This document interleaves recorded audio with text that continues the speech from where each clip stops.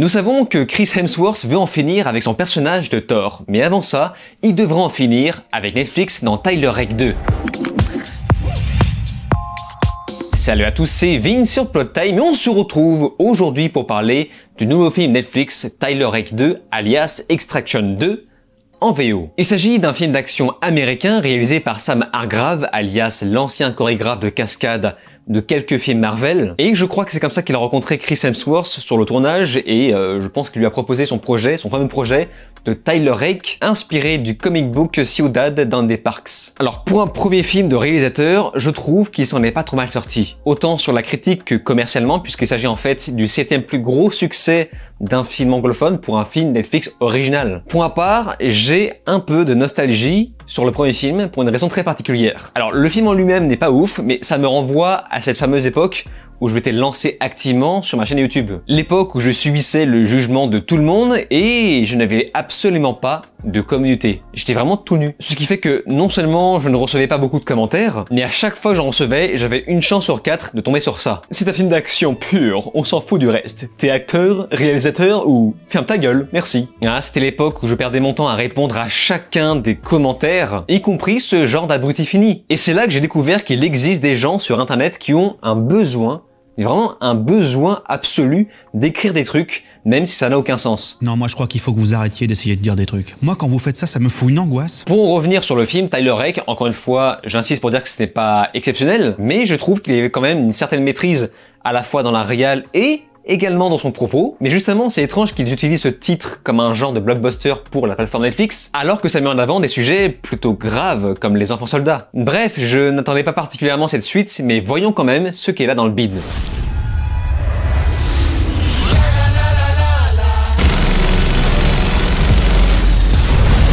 Après avoir survécu à une mort certaine dans le premier volet, le mercenaire australien des forces spéciales Tyler Rake fait son comeback. Et autant dire que quelques gueules vont être cassées. Sa nouvelle mission consiste donc à extraire de prison une famille maltraitée par un mafieux géorgien. Ce film va donc nous faire comprendre avec beaucoup de finesse et de philosophie que les gros muscles, les gros flingues, eh bien ça marche. Alors petite parenthèse, sachez que je suis complètement passé à côté de la saison 6 de Black Mirror et j'ai un petit peu le seum. J'ai un peu le seum parce que si je l'avais su à l'avance, eh bien je pense que j'aurais préféré faire une vidéo aujourd'hui sur Black Mirror, mais hélas c'est trop tard, je n'ai plus le temps car je n'ai même pas vu la saison 5. Il n'y aura donc pas de vidéo sur Black Mirror vu que j'ai déjà préparé le terrain pour Tyler Rake et mon planning est déjà chargé pour la suite. Donc à la place, on se retrouve ici. Voilà, vous aurez une vidéo sur Tyler Rake 2.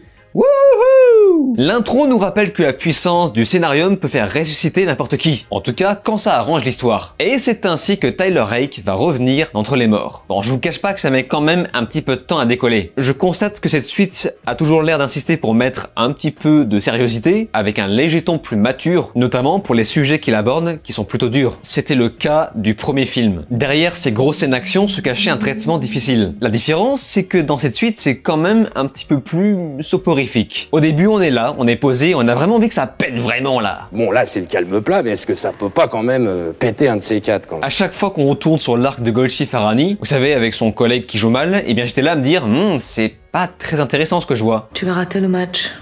Vas-y, c'est facile.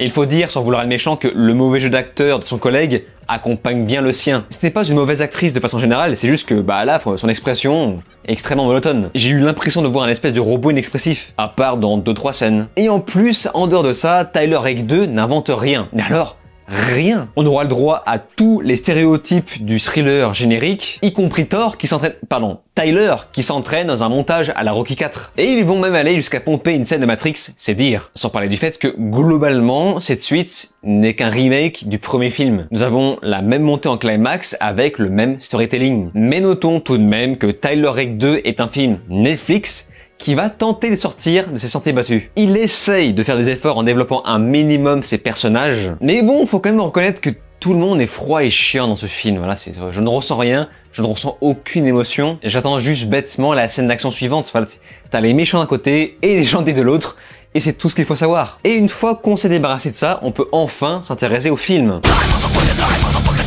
Ce que j'avais beaucoup apprécié dans le premier opus, c'est que malgré la caricature du combattant très viril et musclé, eh bien ce dernier cherchait à proposer un rendu plutôt réaliste. Enfin, presque. Ce que j'essaie de vous faire comprendre, c'est qu'il n'y a pas de cascade grand guignolesque à la Fast and Furious et on se retrouve à peu près sur le même ton dans la suite, même s'il y a quand même une volonté de surenchère. Je n'ai pas vu les bandes annonces, mais avant même de lancer le film, j'étais sûr à 300% qu'ils allaient nous proposer une nouvelle scène de plan séquence. Vous savez, au même titre que le premier opus, avec la scène de la voiture, qui, il faut dire, est plutôt impressionnante. Et donc, dans Tyler Rake 2, on y est, et putain ce que c'est beau. Sincèrement, mes yeux ont dit merci. C'est fluide, parfaitement lisible, intense, jouissif, violent, les chorégraphies de combat sont une caresse visuelle. Après, inutile d'ajouter le fait que ce plan séquence a forcément eu recours à quelques retouches. Et au passage, j'ai vu cette scène avec mon nouveau casque audio, et c'est la première fois, que je découvre vraiment l'effet 3D sonore. Et c'est comme ça que je me suis rendu compte à quel point le sound design de ce film est vraiment bien travaillé. Ça, plus la scène de plan séquence qui donne un effet de profondeur, eh bien autant dire que l'immersion est vraiment là. J'étais vraiment dedans. Et puis bon, entre nous, les mecs, on va pas se mentir, voir Chris Hemsworth sortir sa grosse mitrailleuse, à ce moment-là, je me suis dit, voilà, ça c'est du cinéma. Un mec géant, bien viril et musclé qui explose des hélicos avec sa mitrailleuse.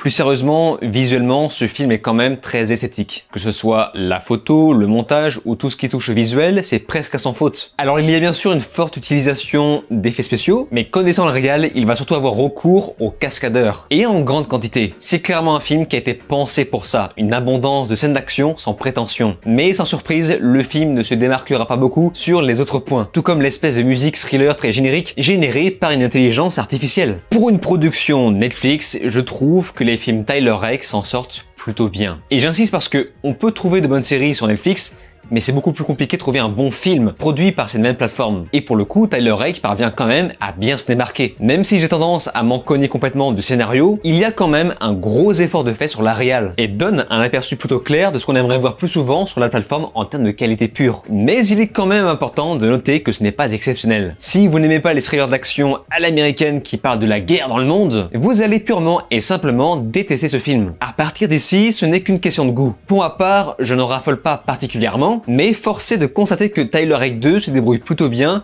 quand il s'agit de nous réveiller avec ses scènes d'action. C'est typiquement le genre de film que je recommande principalement pour ça, pour la surenchère de spectacle quitte à laisser tomber tout le reste. C'est donc mes derniers mots sur ce film. C'est maintenant à votre tour de me faire part de votre avis dans les commentaires. N'oubliez pas, j'ai l'œil. Et c'est donc sur ces mots qu'on se laisse. N'oubliez pas de vous abonner à ma chaîne YouTube, cliquez sur la cloche, souscrire si vous pouvez et de me rejoindre sur les réseaux sociaux. Je vous dis alors ciao et à la prochaine.